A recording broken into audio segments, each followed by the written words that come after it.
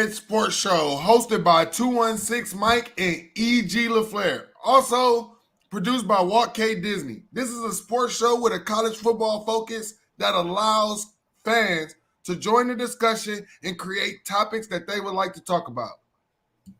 So what we want y'all to do right now is follow us on all social media platforms. We're on Facebook, Twitter, Instagram, YouTube, and TikTok, you name it. And we stream live every Sunday night, and the show will be available on all podcast platforms every Monday morning. Let's do it. go. Another great week in the books. Let's do it. I like that jersey, Diz. Hey, I had to represent, especially after this week, getting into next week. Woo pig. Like it. I thought one of y'all was going to come on with your little neck brace. That wasn't a hot idea. Yeah, I saw you tweet about that, man. Absolutely. Yes. So let's get right into it. Breaking news. Herm Edwards is out at Arizona State University. Looks like the vice president or athletic director, Ray Anderson, said today in a statement, by mutual agreement, Coach Edwards and I have determined that he will relinquish his duties as our head coach. At the core of doing this is what's best for our current team, staff, and university. He understands there's frustration out there and we must do better, and that starts with our decision today. What's your thoughts on this?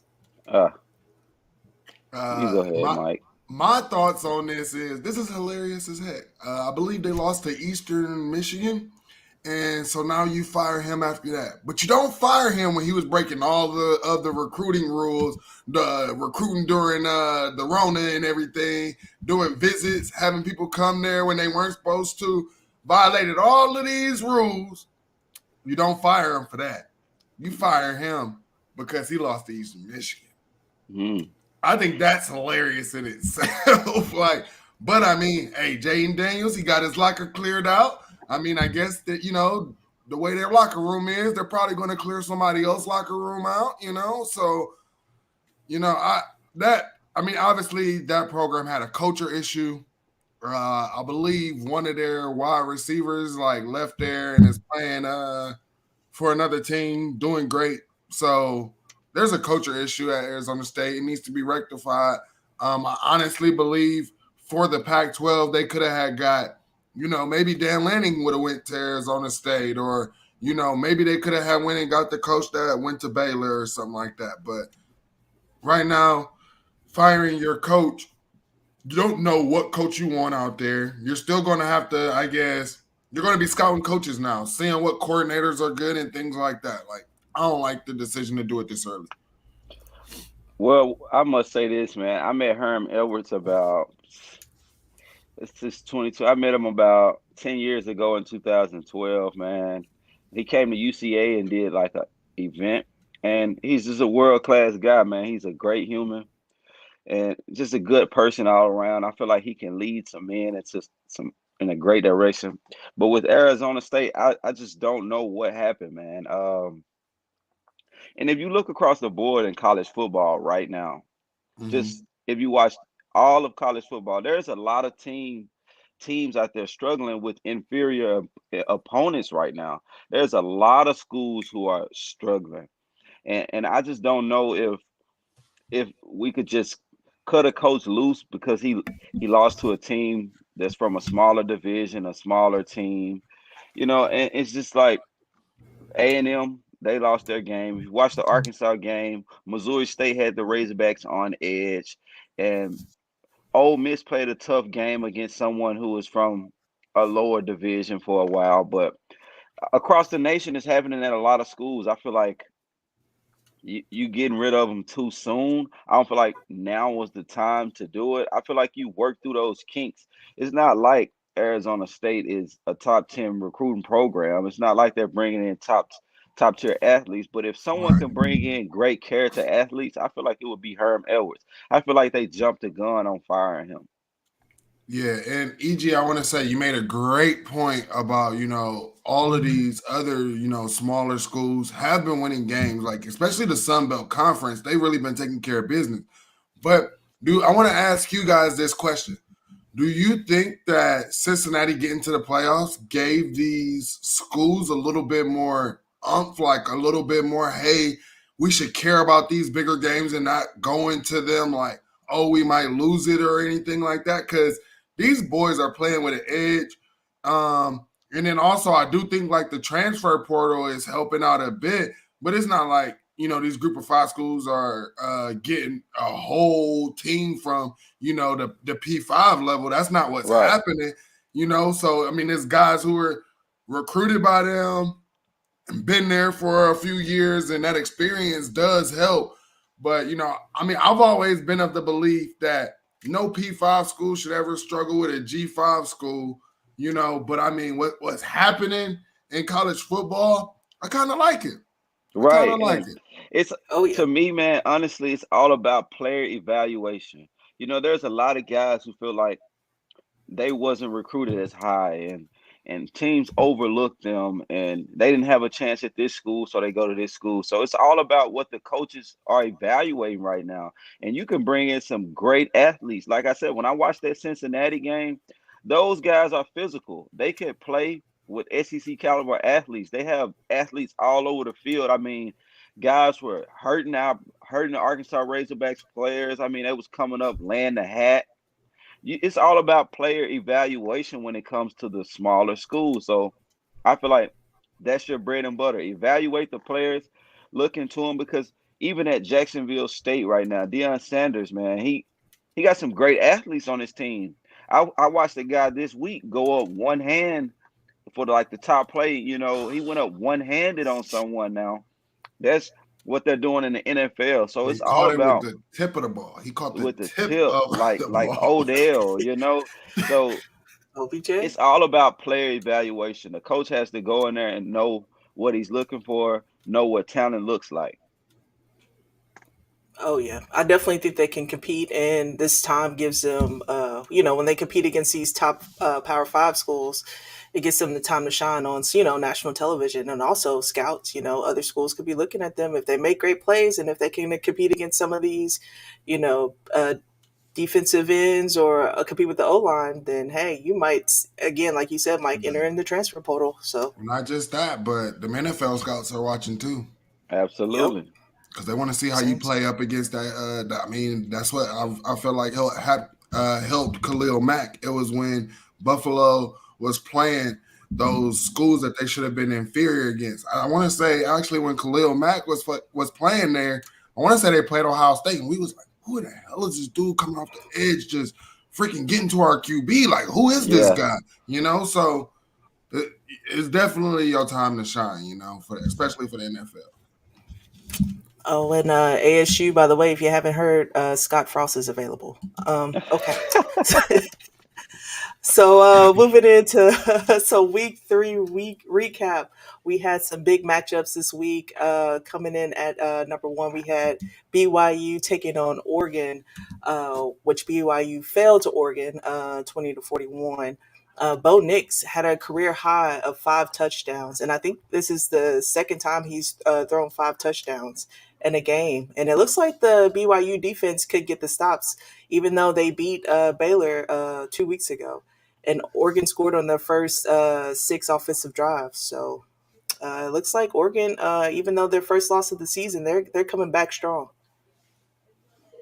Yeah, honestly, I just think Bo Nix, man, he played the caliber of the competition that I believe that he should be playing in. And it's sad to say, but I just feel like when he plays like elite competition, it's never going to look good. Big games, never going to look good. And, BYU is an independent school, but I look at them as, I look at Notre Dame as independent Power 5 level, but I've always looked at BYU as independent Group of 5 level and stuff like that. So, I mean, here we go with a P5 school that took care of what I like to call a G5 school.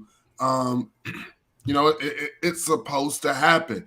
A lot of people were high on BYU going into this game. Including me. Yeah, Including me. and that was just my thing was I don't feel like BYU has that talent to compete with the big boys like that. A lot of people, they got this hype during COVID and stuff like that with Zach Wilson, but since then What have they been? I mean, a lot of programs didn't look good during the Rona, season. A lot of people didn't have full camps, things like that. And then you weren't able to schedule certain teams out of your conference as well. So you were kind of beating up on inferior opponents anyways. So Yeah, man. For me, BYU, man, I thought I don't know. Sometimes you watch a game with them versus someone else, and you feel like these guys can play. I thought they really had a pretty good defense, but the way Bo Nix ripped them up, I don't know because Bo Nix he don't have a lot of games like that in the SEC, man, and he went out there, man. But credit to Oregon staff, man. They had at least four guys running the ball. They rushed the ball really well, over 200 yards on the ground. Bo Nix, he was very accurate. He had one of his most accurate games. He threw the ball, he ran the ball well. It was just a great game plan, and it just looked like BYU was outmatched. So I'm looking forward to BYU. We play them. The Arkansas Razorbacks play them. So I'm feeling a little better about BYU because I marked it as a tough game on our schedule.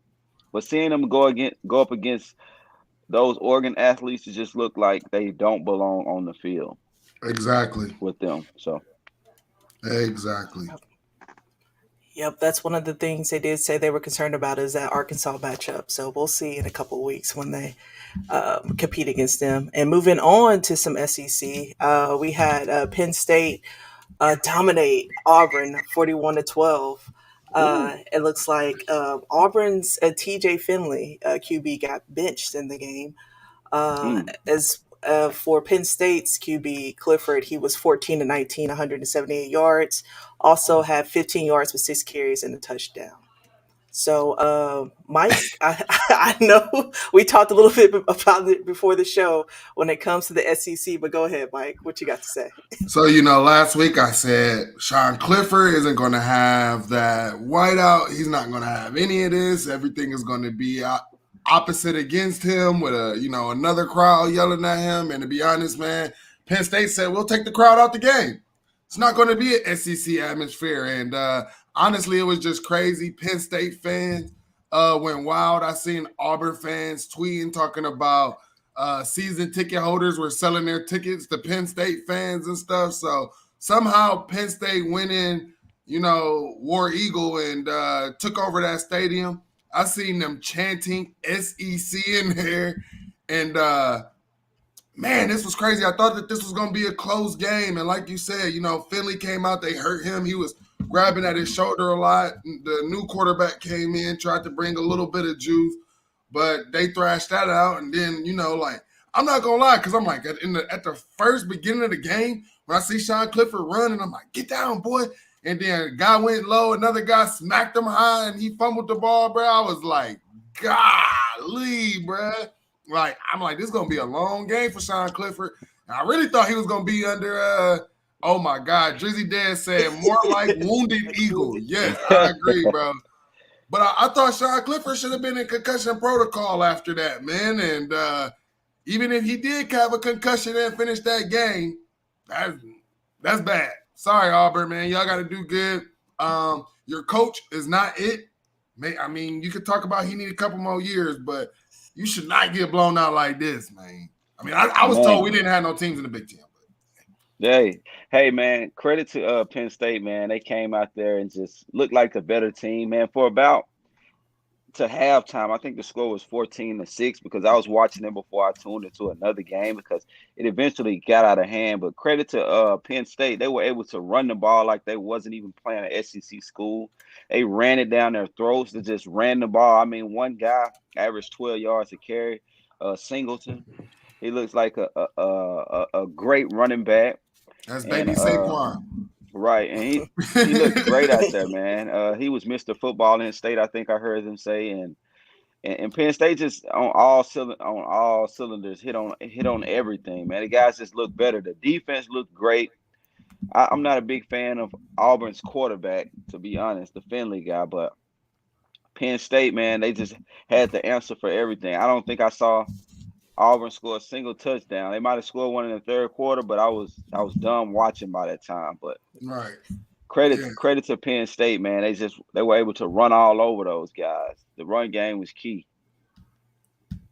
Oh yeah, Penn State definitely dominated in this game, and we'll definitely see what they do next week. Bro, that Big Ten Uh, East is stacked. Yeah. Stacked. Yeah, you guys got to watch out for Penn State, man. And Michigan State looked well, but I'm not sure how the last game finished this week. Man, well, we'll end up.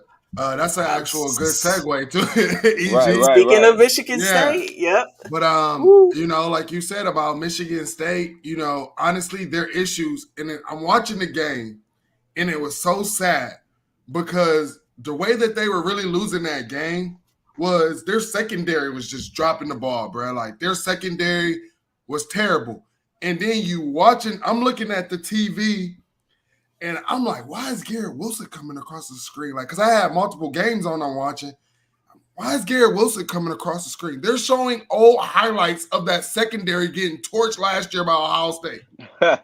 Wow. And so it's the same. Wow. So the secondary has not progressed at all, man. And it's like that's what's holding Michigan State back. And I don't know, Mel Tucker has went into the transfer portal. Maybe that might not be the route. Maybe you have to go and recruit these elite DBs and stuff like that. But something is going on with either the defensive coordinator or the secondary. I don't understand how you just continuously, year after year, continue to get beat like that. It makes no sense to me. Mm, mm-mm. And and my thing is this, man. Michigan State, they're a team. They credit themselves. They usually run the ball well. When I was watching those guys, they were not running the ball well. And when you can't come out there and run the ball, and your quarterback passes the ball, I think he passed the ball for 40 something times. You're way outside of your game plan. And Washington, you got to give credit to their defense to get those guys out of their game plans because I don't think I don't think Michigan State had over 100 yards rushing as a team. Everyone was struggling. They were constantly running it. They probably ran the ball at least 30 times and didn't get 100 yards Bro, within like four running backs. So they got way outside of the game plan and kind of passed the ball a little too much. So credit Washington and their defense for coming out there ready to play, being prepared for that. and then you also got to credit Michael Penix, man. Michael Penix went off, man, from Indiana. And it just Hmm. goes to show Indiana. Well, I mean, Michael Lights that Penix defense up. Michael Penix at Indiana was just known as a dual threat quarterback, mostly for his legs and not really his arm. But what I saw in this game was his arm. So Yeah. Indiana, you messed up. Almost lost to Western Kentucky. Ooh. Mm. Wouldn't have been like that if Michael Penix was there. Just saying. Washington did score within the first 4 minutes of the game. So, I feel like they're definitely going to be a force to be reckoned with in the upcoming season. Ain't too many Kenneth Walkers in the portal. That's who they had last year. It ain't. And I was very surprised by this next game. So we had Miami versus Texas A&M. Texas A&M walks away with the dub on this game. They started off with this game with 4 receivers suspended before the game, so they already had a rough start coming into this game. And then the bench quarterback, Haynes King and Max Johnson, switch off. So I'm very surprised that Texas A&M walks away with the dub. EG, what you got for this? Did you watch this game at all? Absolutely. I watched every down of this game. I called this last week on the show. I said Texas A&M will win this game. And here's what I clearly saw from this game, right? I'm looking at the offensive line of Texas, or the offensive line of Miami and the defensive line of Texas A&M. They are pushing those guys back on every single possession. Every time Tyler Van Dyke was looking up, someone was in the backfield. That guy was so far out of his game plan. He was getting hit. I thought he was going to be hurt in that game because those guys are just busting through the seams. And this was just the show of a coach being in his first year. He has to get more players in there to be more physical to play teams like that. They looked like they were just not physical enough that night, even though they played well because Miami had some athletes. They got a few athletes out there. They had a receiver who played his first game yesterday, and he was looking great. He did some great things. They're just adding more of their talent in now. But like I said, the physicality level, it was very different in this game. And the offensive line for Miami was getting pushed back. And those running backs, they have one running back that's over 200 pounds for Miami. The other two look like they're 170 pounds soaking wet. So when you come into the SEC, man, it's going to be tough if you got these undersized men. But credit to Miami, they did all they can do. They had a chance in that fourth quarter, but Texas A&M was just a little too physical. I obviously picked this game wrong. I thought Miami had the better quarterback in Tyler Van Dyke. Said that's how And he played. bro, literally. And I mean the drop passes, the fumbling on punt and stuff, like dudes in your That face was and funny. that's all you have to do. That was it. He did Like, something so goofy. Like he decides to do that at like the last second. He's like, bruh, it's that, just it was just dumb. Like, they give credit to Miami, because I will say they did show a little bit on defense to be able to hold them to 17 points, and Texas A&M only squeaked out with an 8-point win. So I will right, credit that. But I want to say I'm disappointed in Mario Cristobal, because his bread and butter is trench play, offensive right. line work, right? And that offensive line was horrendous. I also want to call out Tyler Van Dyke, because you came and went on national TV and said that we're going to go to the practice facility and work on stuff. What did you work on? What did you and the receivers work on? Because did y'all see anything that looked like chemistry or anything, bro? Like, Man, anything? it wasn't meshing, man. Bro, I mean, Hey, Miami, man. you got some ways to go. Miami fans are on Twitter. They've been talking about other people's teams and stuff. That you All just summer long, all summer long. All they they summer spent long. they Bro, spent the whole summer talking about we're gonna do this and we're gonna do yeah. that and your team is this and your team is that. But, when they I, play I competition, I tell you this. I will take DJU over Max Johnson and Hayes King.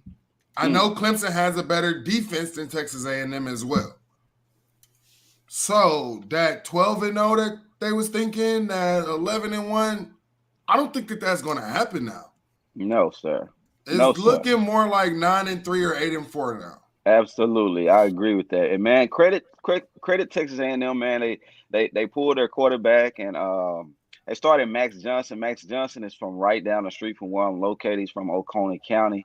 He should be the starting quarterback at LSU right now. Maybe that would be fixing some of their problems. But hey, he transferred to A&M. He's finally getting his chance to shine. He got a win. It wasn't pretty. He didn't have a lot of stats, but he made some of the passes that Texas A&M need. Some of the passes I didn't see Haynes King making. He passed the ball across the middle really well. He dumped it off. He went through his progression. And just credit Texas A&M for pulling that plug at the right time against a ranked opponent in Miami and coming out with the win, man. Shout out Max Johnson. I hope you thrive out there in the AM. We got them boys this week. Yes, sir. That's Texas A&M much needed victory, leading them into next week as they face the Razorback. We'll get to that on the Week 4 preview. But the first game we got coming up is number 20 Florida taking on the Tennessee Volunteers this upcoming Saturday at 2:30 Central Standard Time on CBS. This will be College Game Day in Knoxville. I think this is the first time since I want to say 2016 that they will be there. I think the last time we beat Florida, and a lot of people talk about or laugh when I mention this. Josh Dobbs was the quarterback, and he threw that I Hail Mary. I like Yeah, Josh Dobbs. I remember that Hail Mary. I was watching yeah. that game live. Oh Yeah. He yeah. Oh threw. I think yes. Jawan Jennings caught it, or I think his last name was Jennings. He the one came Jennings. down Yep. with it. Yeah. Yep. So I know it's going to be crazy up in Knoxville this upcoming Saturday. Hooker is looking pretty solid. I mean, they won this past week. One of the top quarterbacks in the SEC behind Bryce Young. My fantasy The quarterback, by the way. EG is leading in fantasy, so he is doing something Absolutely. right on that he one. was worried about it or whatever, and I said, "Bruh, you gonna be good. Trust me, you gonna be Absolutely. good." You was worried for no Absolutely. reason. Look at you. Look, EG 3-0 right now. Look, he Let's up there number one. We go. trying to compete with him. But So I this don't was. Oh, go ahead, Diz. go ahead.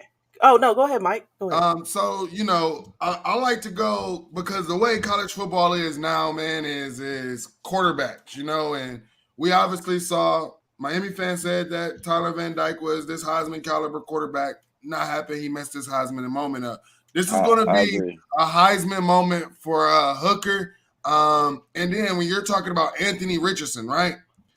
I've heard somebody call him the homeless man, JT Barrett. If y'all don't know who JT Barrett was, he was at Ohio State for 10 years, running the ball, could barely throw the ball after switching quarterbacks coach from Tom Herman. So, I mean, I got Tennessee in this, man.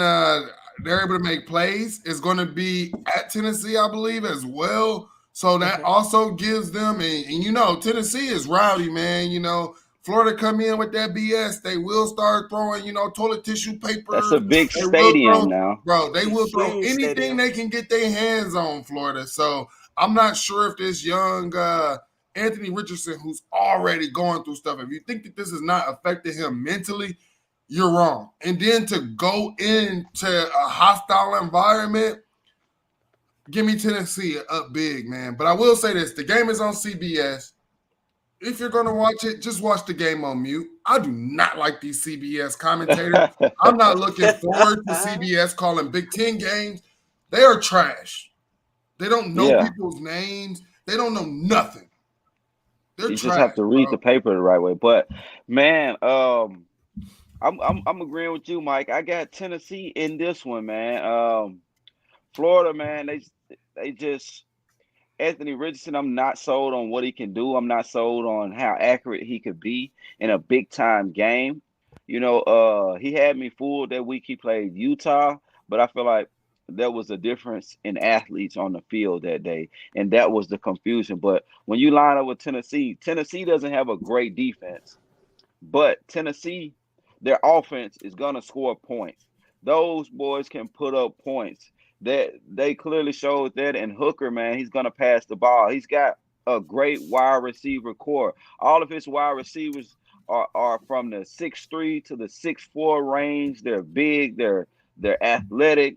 They look like NFL guys, man. He got one guy that's a speedster, but other than that, he got these big targets out there, man. And it's just going to be interesting to see if Florida can match that talent. If Florida can match that off, if Florida can slow that offense down, because those guys will put up points. And they played Pitt the other week. They didn't score as many points as I thought they would, but Pitt has a pretty nice defense. But I got Tennessee in this one, man. Florida has a lot of proving to do in my eyes. Yeah, that's definitely a great choice on choosing Tennessee on that. So will I. Moving on, we got Clemson taking on Wake Forest at 11 a.m. Central Standard Time on ABC. Clemson has a lot of injuries. I didn't realize until looking up the game today. So they still so it's going to be a little testy next week, and then it looks like they still have some work to do on the offensive side. Seems like a little bit inconsistent on that.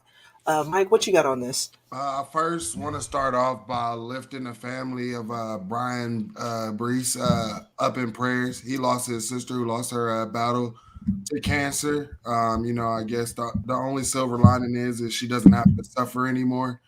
I hate cancer, so shout out to the Clemson family and that team that's mourning because I know he was very close with his sister, and so I just hope that they can get through this. This Clemson and Wake Forest game, big game. I think that this is the first big test for both teams. You got Wake Forest, Sam Hartman coming in looking good. I do want to see Sam Hartman's wide receivers make better plays. Sometimes it seemed like they couldn't adjust to the speed of the game sometimes. So be looking out for that. And, Clemson, their defensive line is, regardless of who calling plays, their defensive line is still going to always be stacked, right? So that's what I want to see. Is Sam Hartman going to be able to get the time to make plays down the field, or is he going to have to dink and dunk, which that does not spell for a great day for any team if you have to do that and you can't progress the ball down the field. So you might have to wait on my picks because I'm going to have to dive heavy into this game. I'll probably post it on Twitter and Facebook and stuff, but that's I mean, tough. you said, this is tough, but like this is the game. Like this is the game to see who's going to make it to the ACC championship. This is the game to see, your playoff hopes. Also, you lose that one conference game, you only got one more to lose. All right. No two-loss team has made the CFP ever. Right. I don't think it's going to happen till they expand it.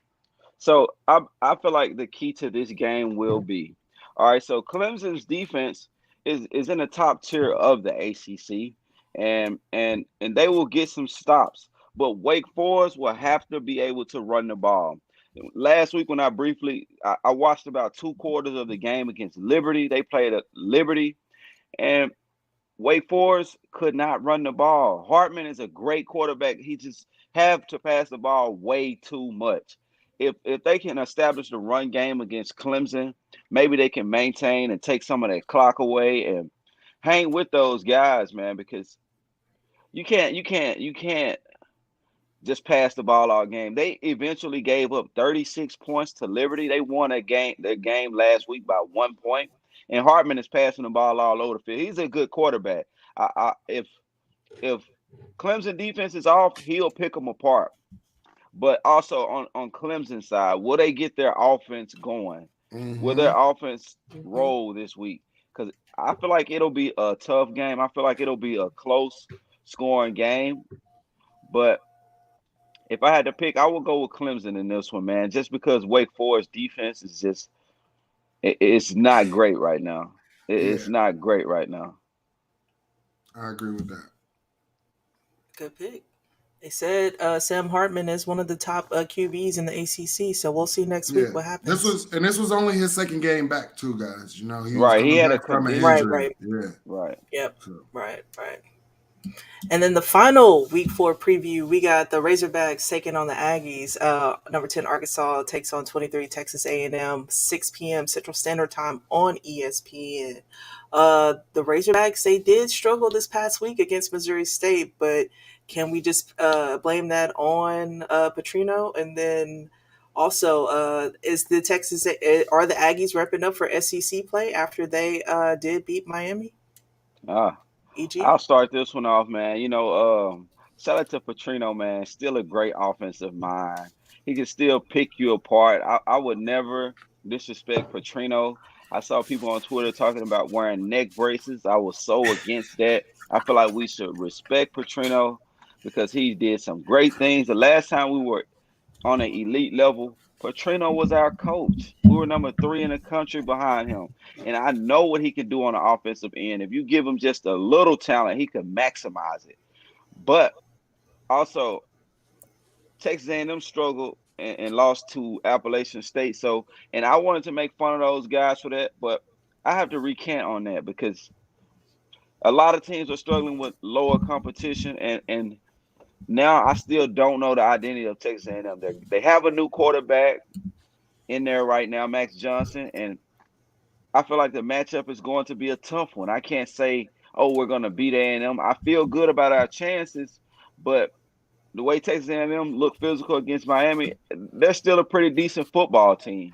So we still have to go out there and play, man. Our defense has to be better. We gave up way too many yards to Missouri State and Petrino. I feel like Coach made a switch on defense a little too late. I was calling in the group chat. I was like, Coach need to go back to the 3-2-6. He needs to rush 3 men, put the secondary to 6 men. He finally did it in the fourth quarter, and we finally were able to take over that game. But, man, it's going to be a tough one, man. I don't know Texas A&M's identity right now with their new quarterback situation. And they also lost a few players. I don't know if they're going to be suspended or this or that, but anyway, I'm picking those Hogs to roll this week. Let's Go go, ahead, Hogs. Diz. I definitely see that this is going to be a low scoring game.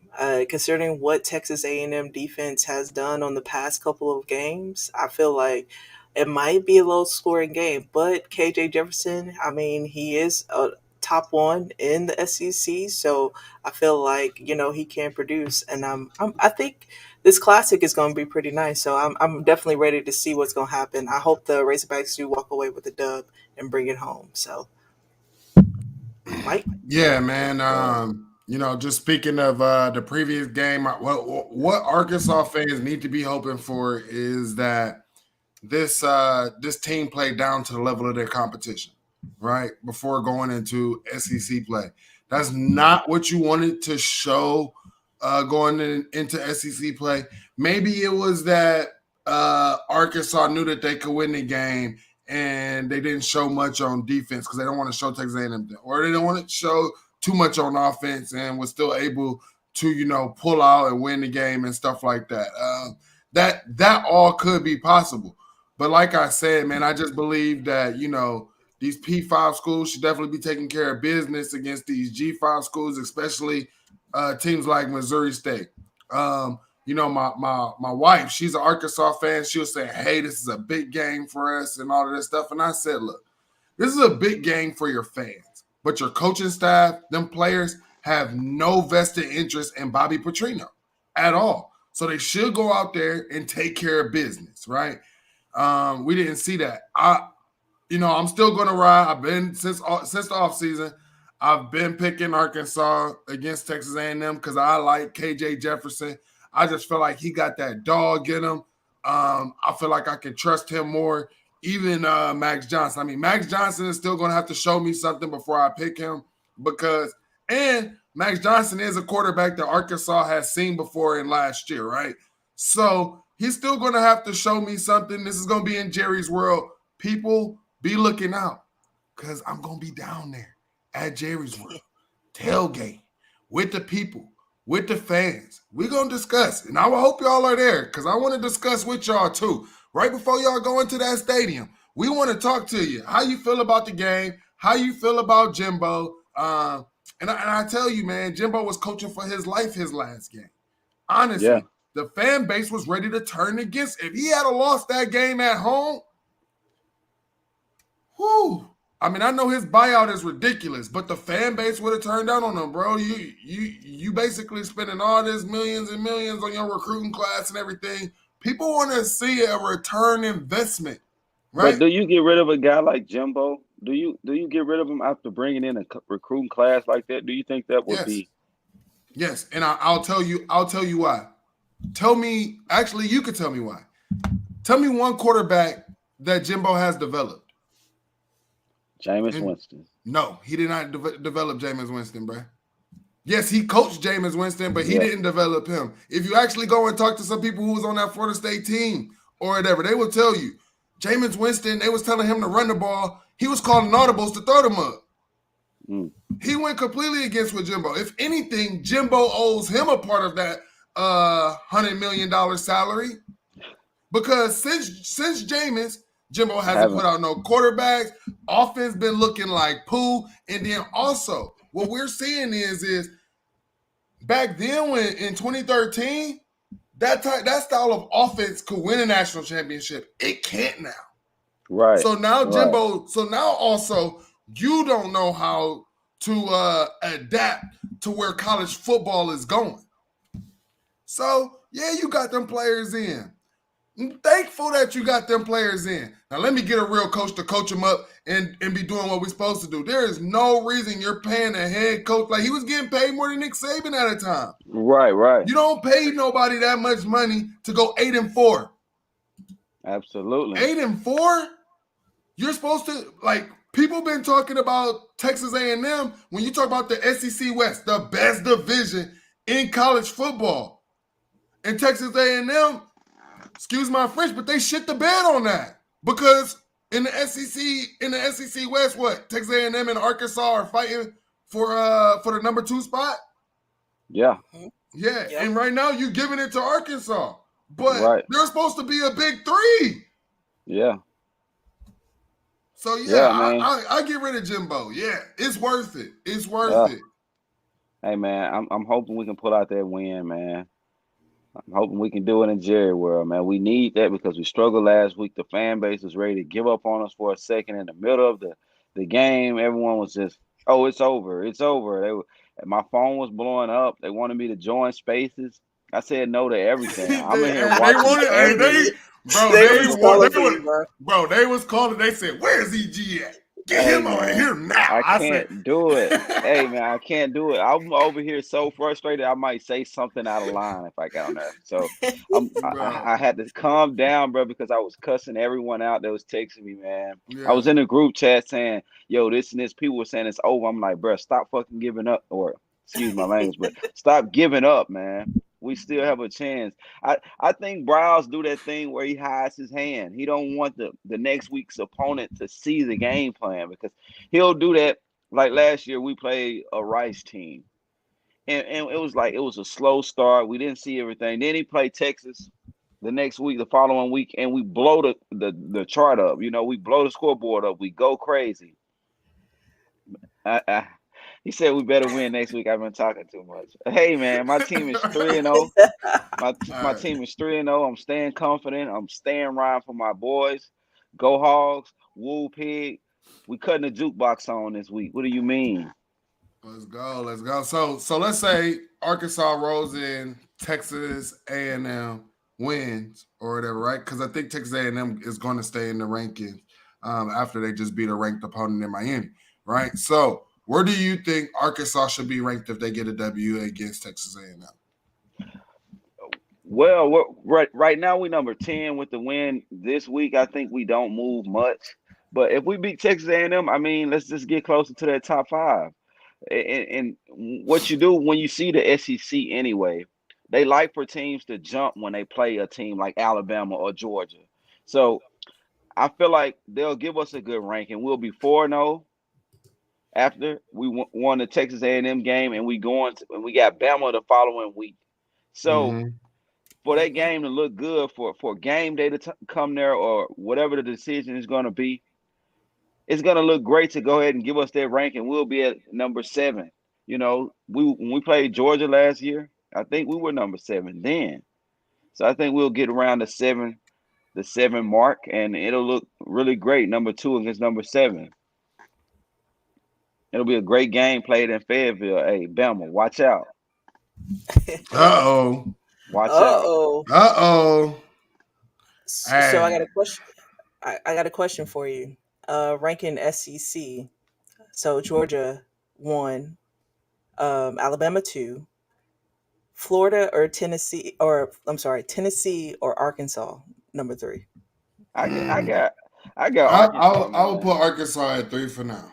Yeah, just because, Okay. man, like even though early season rankings don't mean nothing, we have beaten a ranked opponent in Cincinnati, and I feel like it's all about who you beat. They beat Pitt, but I just feel like we have better wins right now at the moment, just for right now. So I give the edge to us, but it's tight though. Tennessee is a great team right now. Yeah, I definitely agree with that. Okay. So moving on to one of my favorite segments of the game or of the show is the game ball segment. This is where we hand out the game balls to the player of the weekend. EG, you want to go first? First of all, my game ball is a shared one this week. I would like to give it to Appalachian State on the Hail Mary bomb that never works. It probably has a 1% chance of working. Those guys executed it to perfection.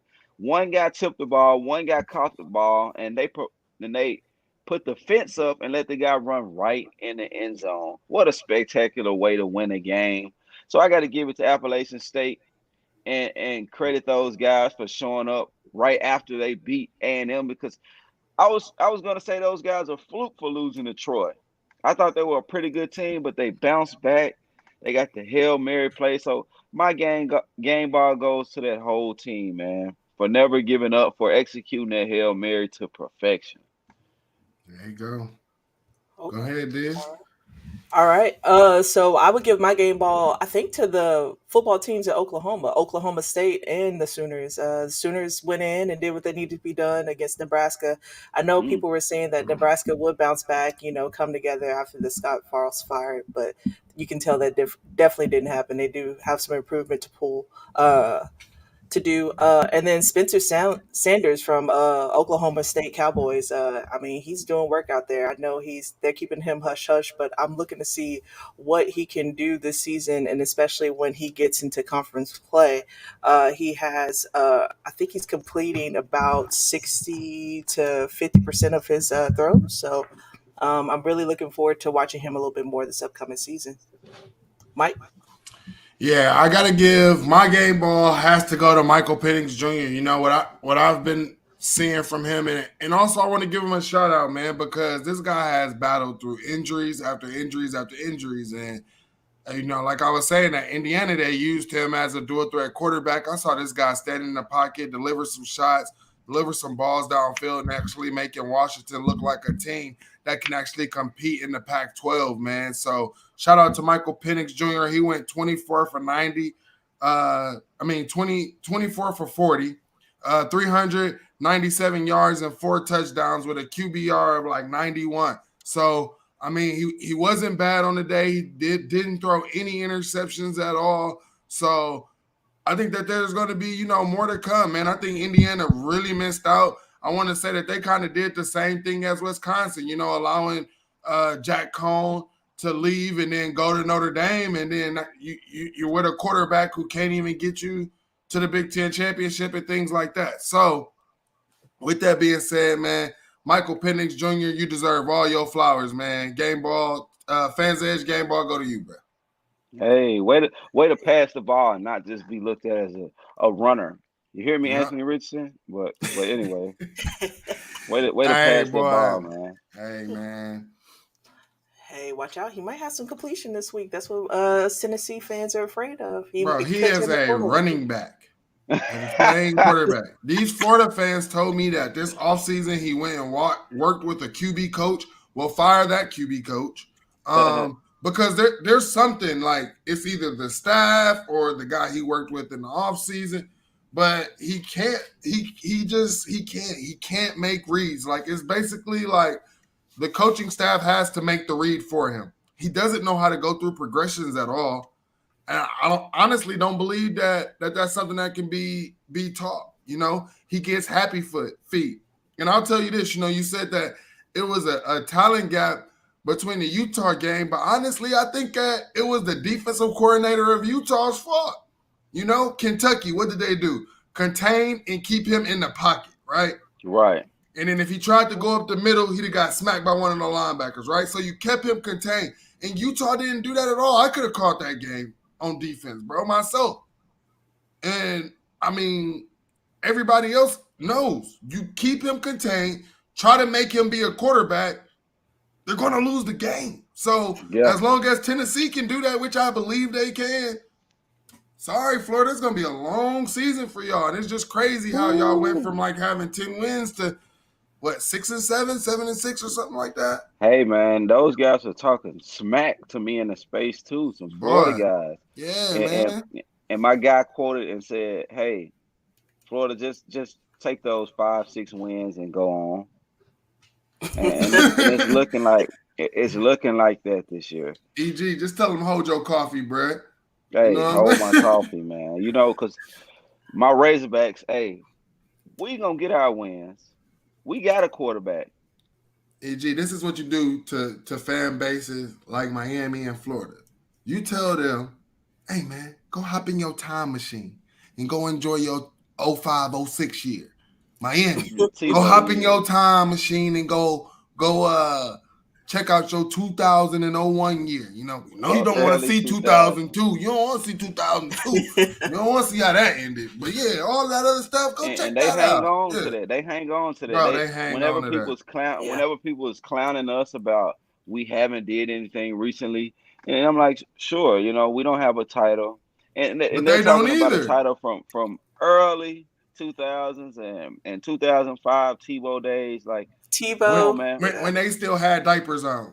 Right, exactly, bro. Like y'all in the same boat we in.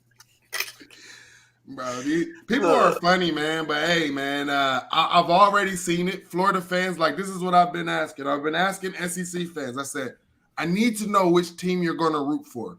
Is it Bama or Georgia? Mm. Make your pick now, because later on in the season, you will not be saying your team's name. And literally, I got in the space before hopping on here. Florida fan was talking. They muted everybody in the space. You know, the first two names that they said was Bama and Georgia. Of course. And I'm like, you can't even ride for your team. You can't even speak. Like, why are you talking any I'm mess? riding for my team, bro. Bro, you can't talk mess about anybody other team if you're going to be jumping bandwagon to another team once you realize your season is down the toilet. Like, I hate when people do that, bro. I tell you this. You know what I did? I rooted for Georgia in the playoffs to beat the brakes off of that team up north. I'm not rooting for them. Why would Yeah, I do that? yeah, For I feel what? that. I feel that. I feel like that when I watch Bama play. Unless they play. I'm always for the SEC when they play people outside of the SEC, but I want Bama to lose. I want somebody to take Bama down. I think we got to do it ourselves. It's oh. them Fayetteville, And you man. can't tell me it can't be Hey, it's their done, man. They favorite. can't. They can't tell me it can't be done, I'll man. tell you this, and everybody needs to watch this. I think Alabama offensive line has them same issues. I think Bryce Young, if you the thing about Bryce Young, he can run around and all of that stuff. But if you are able to make the tackle in the backfield, it's going to be a long day for Bryce Young, man. And especially with the pressure on him. Like I said, the stuff that he was doing against the Utah State game, like, you're cutting up like three little Utah dudes or whatever, like, in the backfield. Like, that was impossible. Like, that's not happening against an elite team or actual, like, one of the top, I would say, maybe the top 15 ranked Power 5 teams. That you're not doing that against them. Right. Period. Dot. You know what I'm Right. saying? So I honestly, I believe, like, I don't think that he should have 2 interceptions on the season already. Like, All I right. want to So see some more from our Heisman. Our Heisman winner of 2021. I want to see more from Bryce. so the last thing I will say about Bama. This is the last thing before we end all of this. So I noticed when those guys don't get a special teams turnover, a special teams touchdown, when they don't get those extra plays from your mistakes, they struggle. They're a normal football team when they're not blocking a punt, blocking a field goal, or making Mm-hmm. you throw an interception. If you don't do that and you have to just play football down and down, you have a chance at beating Bama. I think that'll be our key, not making a special teams mistake, not giving up a kick return to them guys, not letting them block a punt and getting right there on the 3-yard line. That'll be the key. That special teams, Bama is usually takes off on people due to special teams. So we'll see. And I'll tell you this, Jermaine Burton ain't been nothing since he went up against Utah State. Who I Nothing. haven't saw him. I haven't saw him Mm-mm. do anything. Nothing. I'll tell you this, if you play college fantasy, don't pick that man up. He averages 2 points. Mm, mm-mm. I'm just saying, 2 points. And I thought I was struggling with Gibbs, bro. Hey, I'm glad I got Marvin Harrison. Oh my God, bruh. Absolutely. Bro, that dude, man, I will say this, I'm not going to say names, but an NFL scout has already came out and said if Marvin Harrison was eligible for the draft, he would be wide receiver 1 over Jackson Smith and Jigba. Mm. That's crazy. Wow. And I feel like Boutte is losing his draft stock. Oh, of course. He's a Man, this big is a dog. thing, bro. When you are a first rounder, what they are saying is you have the ability to take over the game, right? Right. And We didn't see that in Tyler Van Dyke that everybody was saying was the first round. If you don't have the ability to take over a game, Mm-hmm. you're not QB1, you're not running back one, wide receiver one, you're not first round material, man. You're just not. I'm sorry. Mm-mm. People who go in the first round take over games. Absolutely. We need some playmakers out there, and it looks like I'm not sure Bama has any this season, so we'll see. Like I said, everybody was talking about their skill guys is going to be better than mine, but I mean, we had a running back go out for the season before the season started. Then we just had our starting running back get hurt in this past game, and Mayan Williams went off, and then they put our true freshman running back in there. Yeah. And now he's the first 100-yard rusher for Ohio State this season.